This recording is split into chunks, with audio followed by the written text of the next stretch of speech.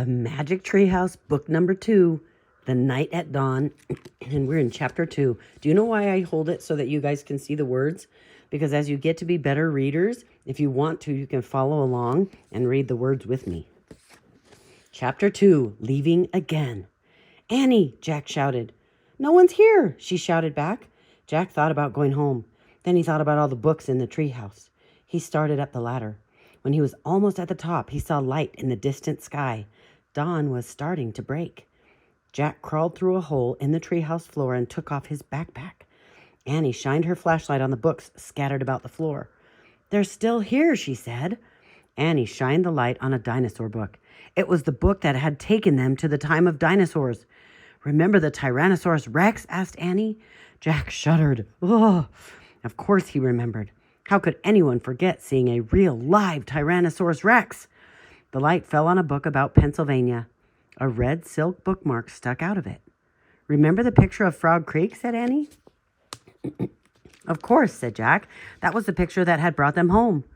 "There's my favorite," said Annie. The light was shining on a book about knights and castles. There was a blue leather bookmark in it. Annie turned to the page with the bookmark. Excuse me.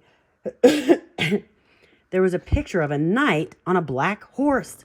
He was riding toward a castle. "Annie, close that book," said Jack. "I know what you're thinking." Annie pointed at the cover. "Don't, Annie," said Jack. "We wish we could go there," Annie said. Wow, Annie is naughty. She does not listen to Jack very much. "No, we don't," shouted Jack. The wind began to moan. The leaves began to tremble. It was happening again. "We're leaving," cried Annie. "Get down." The wind moaned louder. The leaves shook harder. Jack squeezed his eyes shut. The treehouse started to spin. It spun faster and faster. Then everything was still. Absolutely still. Jack opened his eyes. He shivered. Oh, the air was damp and cool. The sound of a horse's whinny came from below. "Nee!" "I think we're here," whispered Annie. She was still holding the castle book. Jack peeked out the window.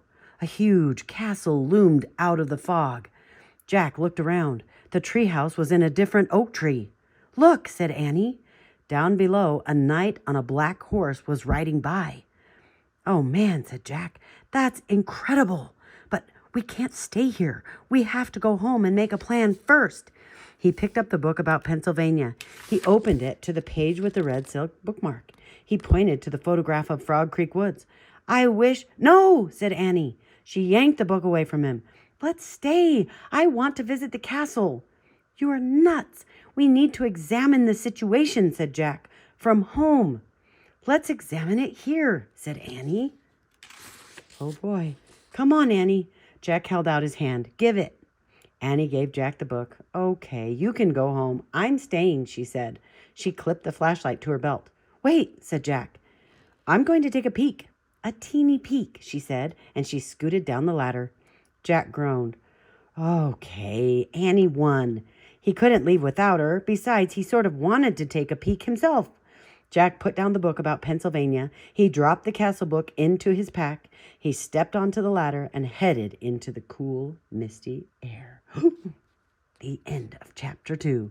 Chapter 3, join me next time.